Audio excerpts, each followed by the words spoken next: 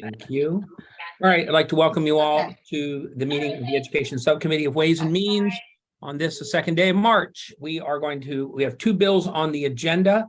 I'm going to address one first, and that would be House Bill, I don't have the agenda in front of me.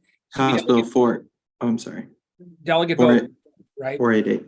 488. This would be House Bill 488. This bill would be up for consideration. We have been in contact with the other committee that handles some of the money ends of things that we do. That's appropriations. Occasionally, we have to make sure that what we're doing works out with their considerations as well. We need to do a little more work on this bill before we bring it forward. So we're going to hold this bill for further consideration. If anybody wants to talk to me about what some of those might be, I'll be happy to do that with you offline. That leaves only one bill on our agenda. Alistair, tell me the number. It is House Bill 343. House Bill 343 we discussed last week. This is a bill that would change slightly the in-season number of basketball games a public school can play, and also allow them to play what are called showcase games in the summer. We had only one amendment suggested, and Alistair, if you would go ahead and tell them what that amendment is, please. Yes, absolutely. So the bill, as it came in, allows basketball games to be played outside of the basketball season. And if a county board elects to do that in showcase games or in a tournament of up to 4 games, this amendment would say that if a student is playing in a game outside of the school year, the student may not be disciplined or not participating in a game or practice. So that if the county board elects to have the team play in a summer showcase, that and the coach wants to require the students to participate, he cannot penalize them if they have other plans or on summer vacation or anything else. For example, if they're down the ocean, as we say in Baltimore, then and they can't make it, we wouldn't want the coach to administer some sort of making the team discipline or playing in the game discipline on them. We say that they wouldn't be allowed to do that in that circumstance. And then again, the bill, if you recall last week, but let's see if we would like to add that amendment to the summer showcase first. Anybody want to ask questions about that amendment or make a motion on it? I just have a quick question. Does that amendment include removing any existing language on the existing bill? That one does not. Okay. Thank you. There's Delegate Wu. Mr. Chair, I move favorable. Thank you, Delegate Patterson. I have a motion favorable. Do I have a second on the amendment? I see Delegate Hornberger raising his hand there. So if it's properly moved and seconded, is there any further discussion on the amendment? Seeing none, if you're in favor of the amendment, just raise your hand. It's easier so I can see you all. Great. We have a unanimous vote on that. On the bill as it comes in now says that it increases really, in essence, the number of games that a public school team could play if they play in some tournaments from 22 to 24 during the regular season.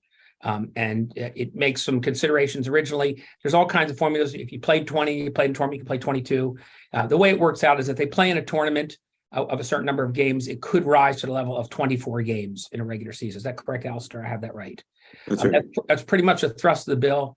I'm willing to accept, we have an amendment on it, but no further amendments. I'm willing to accept discussion of the bill or a motion on the bill. Just a quick question here. By prescribing these numbers of games and when the games take place, are we in any way putting them in a posture where they're not competitive to go to college or differing from other states? Actually, I believe the purpose of the bill is to give them more exposure. There are in COMAR, there are some limitations on games, and this would supersede the COMAR regulations, which keep the number of games down. And also the summer showcases are apparently quite valuable for that as well. So when the sponsors came in with it, the idea was that public schools have greater regulation. Other schools in the state that are not public schools have much more latitude in the number of games they play. So there was an attempt to create some equity between their ability to be exposed. Yeah, and then my follow-on question to that is MPSSA. I know that they weigh in on this administration of sports only because I had a constituent issue that dealt with this. Yes. Does this supersede them? This bill would supersede their COMAR regulation, yes. Okay, so in terms of basketball, MPSSA would no longer have the authority over numbers of games and when games take place. Would they still have other authority? It's highly technical. Alistair, can you answer that to make sure? Yeah, so they would still have the other authority to set the rules and Okay. the required equipment and stuff. They would not have the authority on setting back the schedule. If they wanted to expand it beyond what's in this bill, they couldn't do that. If they wanted to say you have to play more than this bill says you have to play 2 games a week, which is the current Comar regulation. But if they Right. wanted to say you can play 4 games a week, the language in the bill would supersede that. Okay. And then the last question is for the overlap of the private schools. I can't remember their acronym they're administered by. Do you know that, Alistair? I can't remember it off the top of my head at the moment. And but they're not addressed in this bill at all. Well, that's what I was going to say. Does this supersede that? No, it does not. Okay. All right. And those schools, like I looked at one, and they played in a showcase game this last summer and played in a tournament game of 10 Okay, games. perfect.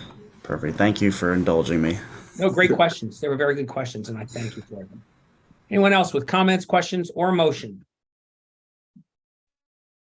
I move as amended. Delegate Wu has moved the bill as amended. Do I have a second? Second. I have a second. So it's been properly moved and seconded. Moved by Delegate Wu and seconded by Delegate Hornberger. All in favor of the bill as amended, raise your hands, please. And I don't, okay, there we go. And so we're unanimous on that. And that will be the only bill we'll be taking up today. We'll have some of the bills that we passed already in voting today, so keep an eye out. And thank you all very much for your time. I'll see you in about a half an hour or so.